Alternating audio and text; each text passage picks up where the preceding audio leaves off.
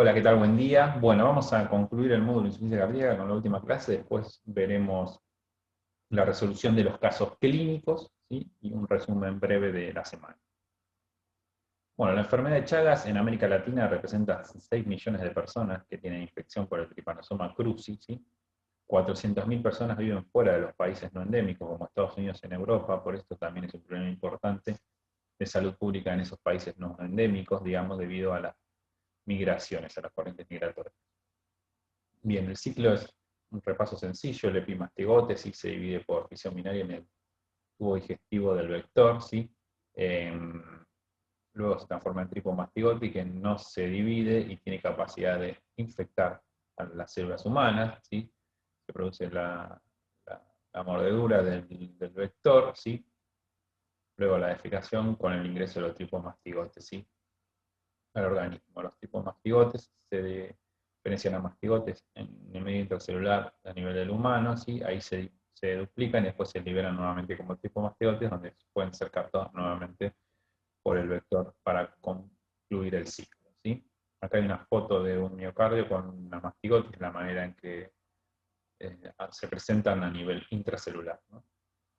Bien, estas son las fases de la infección de la enfermedad de Chagas. Obviamente nos vamos a dedicar a la parte cardíaca, no a la parte digestiva, ¿sí? Porque estamos en el módulo de insuficiencia cardíaca. La infección aguda de Chagas puede tener un compromiso sistémico, una miocarditis que es muy rara, meningocefalitis o el signo de Romani, ¿sí? Cuando hay infección por el Trypanosoma cruzi puede rara vez generar una miocarditis aguda, puede tener una mortalidad de 1%, digamos, o sea, de un 1% se genera la miocarditis aguda, ¿sí? Y que puede tener una alta mortalidad si se transforma en algo fulminante, ¿no? Con shock cardiogénico, etc.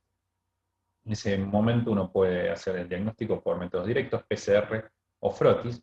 La mayor porcentaje, la mayoría de las veces, evoluciona como una infección asintomática, ¿sí? Con compromiso cardíaco sintomático, evolucionando a la fase crónica indeterminada, ¿sí? Donde no hay signos ni síntomas de compromiso cardíaco.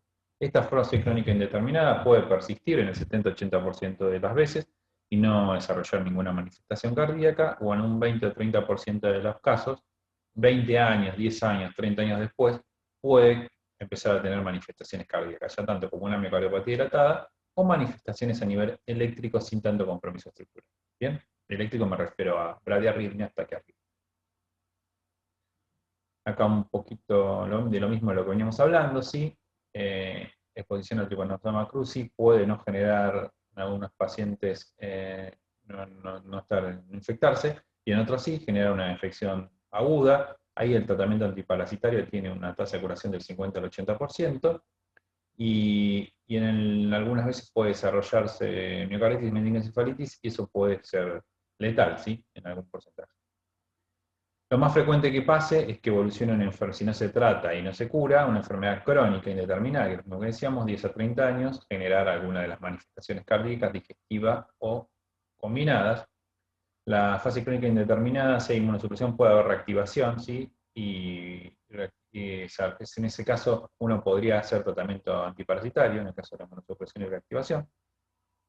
En la fase crónica indeterminada únicamente se trata chicos y adolescentes, no los adultos, no hay evidencia científica contundente para hacerlo, ¿sí?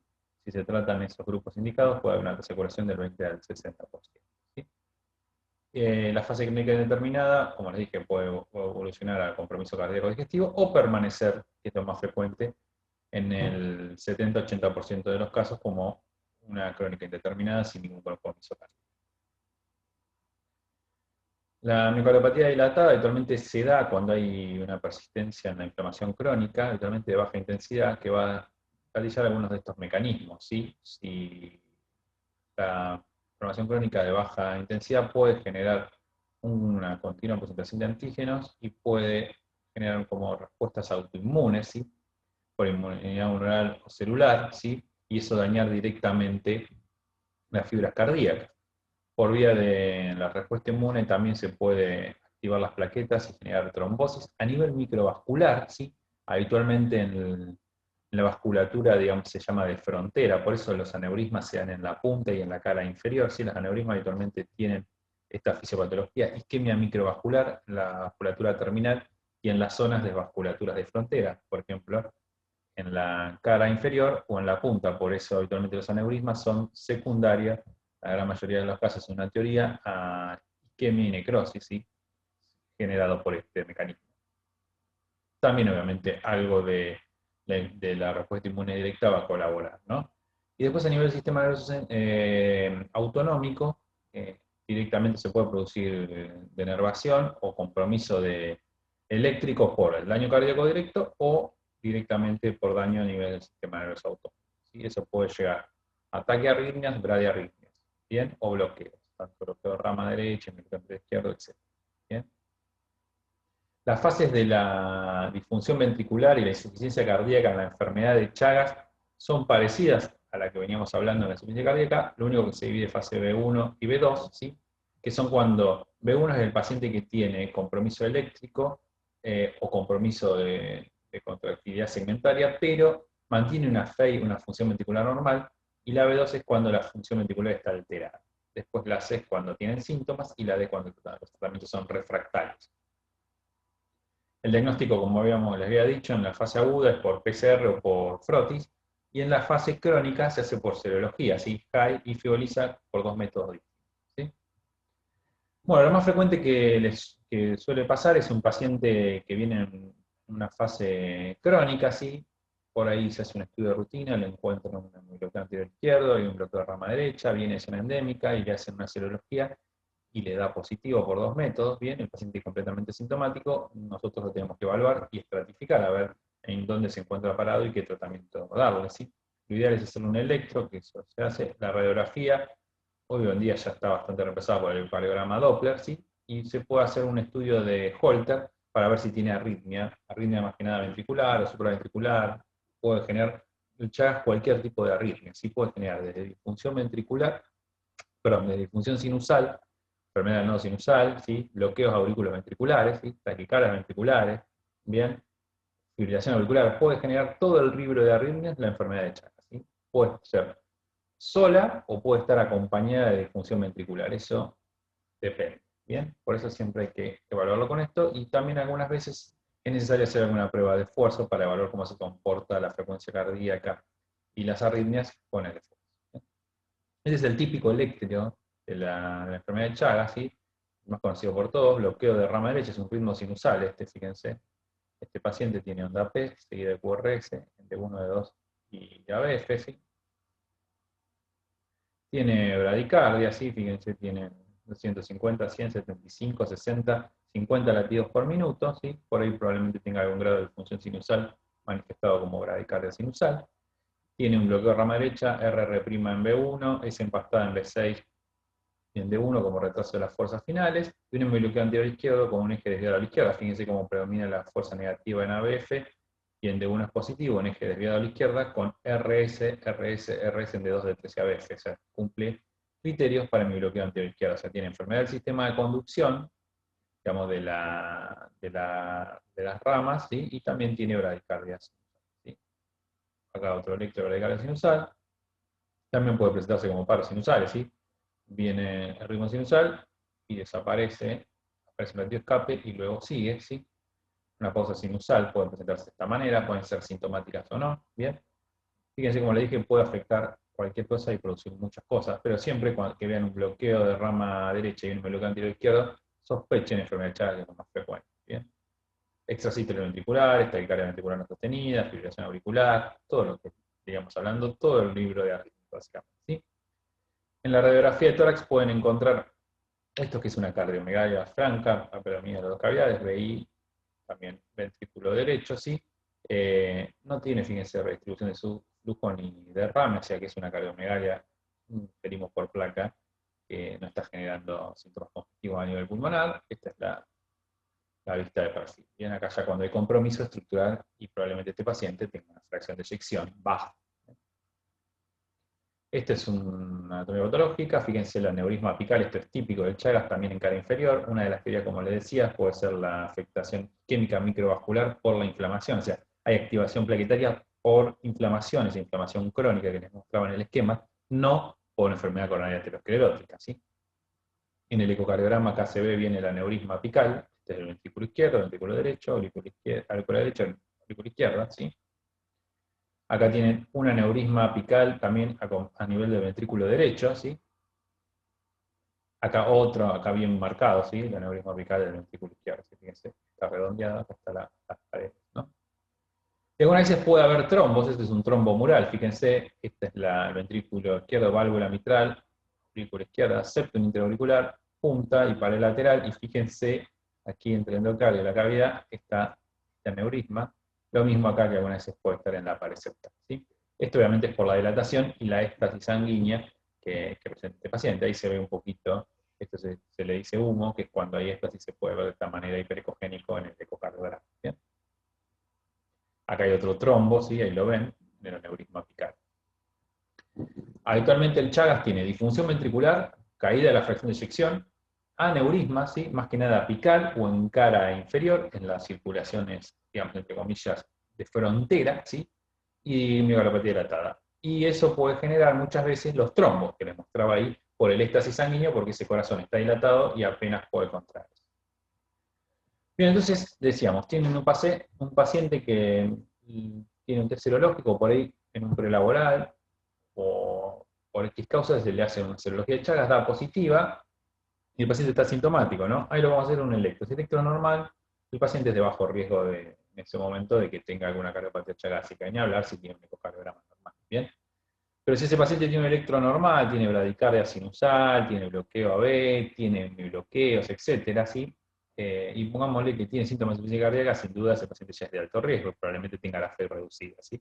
Pero pongámosle que el electro es anormal y no tiene síntomas, es clase funcional 1, le hacemos un eco, si el eco es normal, y le hacemos un Holter para detección de arritmias, ¿sí? De arritmia ventricular, y es normal, el paciente es de bajo riesgo y le haremos un seguimiento, ¿sí? Ya si empieza a mostrar disfunción ventricular, arritmia, síntomas, vamos a tener que empezar a darle tratamiento para la insuficiencia cardíaca, porque este paciente, pongámosle que es un adulto, ya está en una fase crónica, y ya acá el tratamiento etiológico con besnidazol o inflimox no tiene mucho sentido, ¿sí? Bueno, el tratamiento, obviamente antiparasitario, como les dije, fase aguda, ¿sí?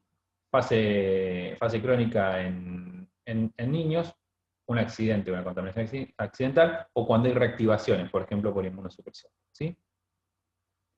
Se puso en el Ultimox, ¿sí? Que los tratamientos son de 60 días, estos antiparasitarios, tienen bastante, son medio difíciles de tolerar, pero bueno, estos son los síntomas que puede generar. También puede generar neuropatía, lo mismo que el besnidazol, ¿sí? Acá está cómo se administra, la verdad que esto no es importante que lo sepan, se los dejo ahí para información de ustedes, pero acuérdense que puede haber polineuropatía, más que nada el besnidazol, y algunas veces leucopenia, ¿bien? El tratamiento crónico de la insuficiencia cardíaca del Chagas es similar al que venimos hablando toda esta semana, ¿sí? Bloqueo neurohormonal, C, disfunción ventricular, ¿sí? Beta bloqueantes ECA, espironolactona si tiene FEI de menos del 35%, ¿sí? Y diuréticos si tienen congestión, ¿bien? Y obviamente si con esto sigue sintomático, pueden cambiar muchas veces el ECA por un ARNI, por el sacubitrilo valsartán, ¿bien? Después, el tema de la embolia, ¿sí? La anticoagulación, obviamente si tiene FA, CHAS-VAS, y con eso lo definen. Si hay un trombo, ¿sí? en el ventrículo, como el que les mostraba, ese paciente hay que anticoagularlo, ¿sí? Y si tiene un accidente cerebrovascular anterior, y el paciente tiene la miocardiopatía dilatada, y el accidente cerebrovascular no tiene una causa clara y sospecha que es embolígeno, uno lo anticoagula. ¿Bien?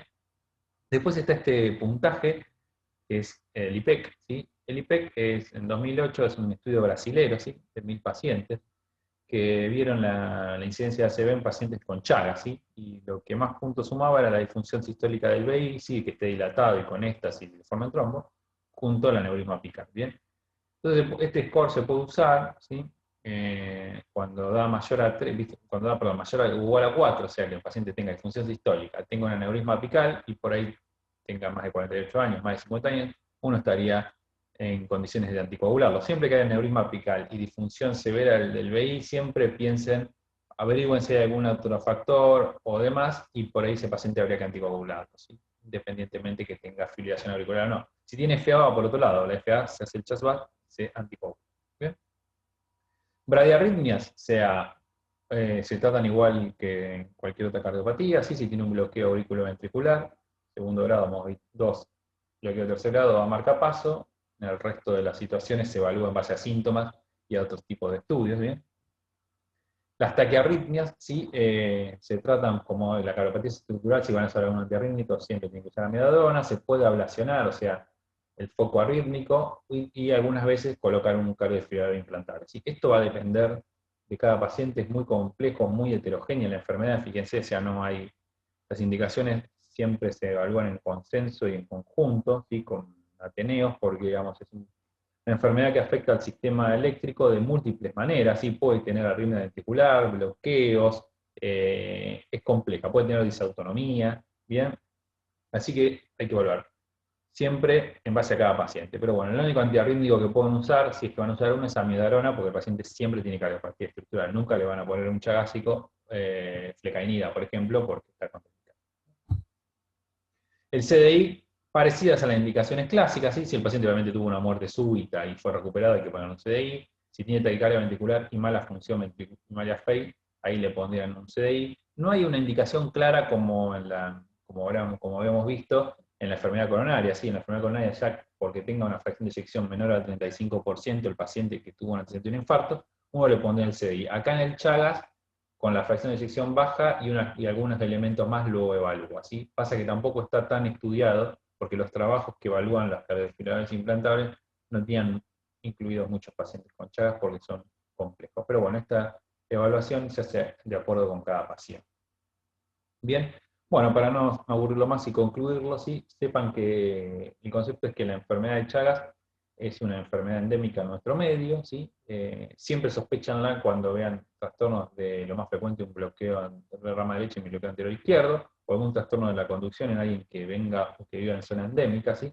Actualmente en la zona endémica hay lugares que, llamamos las estadísticas, que por ahí no hay tanta transmisión, pero siempre si hay pacientes de Argentina, siempre tenganlo en cuenta, ¿sí?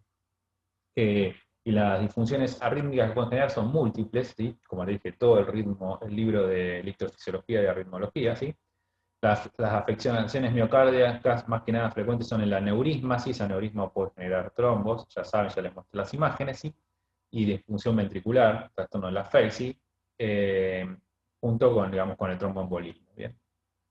Acuérdense que la fisiopatología depende de la inflamación crónica, ¿sí? Que hay algo de isquemia microvascular, pero es secundaria a la inflamación, no enfermedad aterosclerótica, ¿sí?